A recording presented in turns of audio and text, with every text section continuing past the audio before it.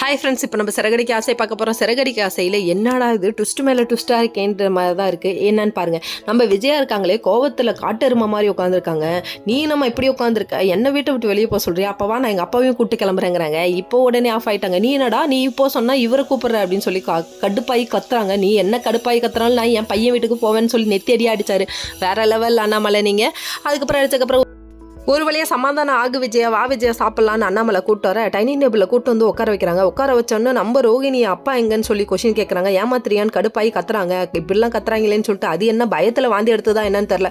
வாந்தி எடுத்த உடனே நீ கன்சீவாக இருக்கப்பா, நீ சாதிச்சிட்டப்பாங்கிறாங்க. கொடுமையை என்னடா இது இப்படி நடக்குது, நீ போய் ஹாஸ்பிட்டல் பார்த்துட்டு வா அப்படின்னு சொல்லிட்டு ஒரு பக்கம் இவங்களை அனுப்பி வச்சிட்டாங்க.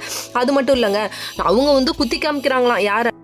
வேற யாரை? நம்ம மீனாவை தான் குத்தி காமிக்கிறாங்க. இந்த பாக்கியெல்லாம் எல்லாருக்கெல்லாம் கிடைக்காது அப்படி இப்படின்னு சொல்லிட்டு. ஏமா நடு ஹாலில் 2 பேரையும் படுக்க விட்டுருக்கேங்கிறதே மறந்துட்டு பேசுறியம்மா அப்படிங்கிற மாதிரி இருந்தது. வேலை வெட்டிக்கு போகலனாலும் இதில் உசாராக இருக்கானுங்கன்னு கலாய்க்கிறாரு நம்ம முத்து. இதெல்லாம் ஒரு பக்கம் இருந்தாலும் நம்ம ரவிக்கு என்ன பண்ணுறதுனே தெரில. என் ஃபேமிலியே என் வாழ்க்கையே போயிடுச்சு அப்படின்னு சொல்லிட்டு சோகத்தில் போயிட்டு ரெஸ்டாரண்ட்டில் உட்காந்துருக்காரு. எங்கே போகிறதுனே தெரியலன்னு சொல்லிட்டு அவர் ஃப்ரெண்டுக்கிட்ட அழுகிறாரு. இப்படிலாம் அழுகாதீங்க ரவி, கண்டிப்பாக உங்களுக்கு ஒரு நல்லது நடக்கும். இந்த பொண்ணு கொஞ்சமாக புரிஞ்சுக்கிச்சுன்னா கொஞ்சம் நல்லது. எப்போ தான் இவங்க 2 பேர் சேருவாங்களோ அப்படிங்கிற மாதிரி இருந்தது.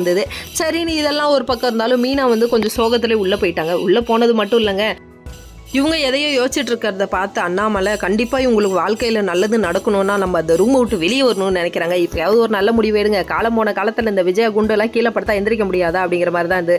விஜயா ரூமை விட்டு வெளியேன்னு தள்ளி விடுங்க. ஓகே ஃப்ரெண்ட்ஸ், நெக்ஸ்ட் வீடியோவில் பார்ப்போம். பாய்.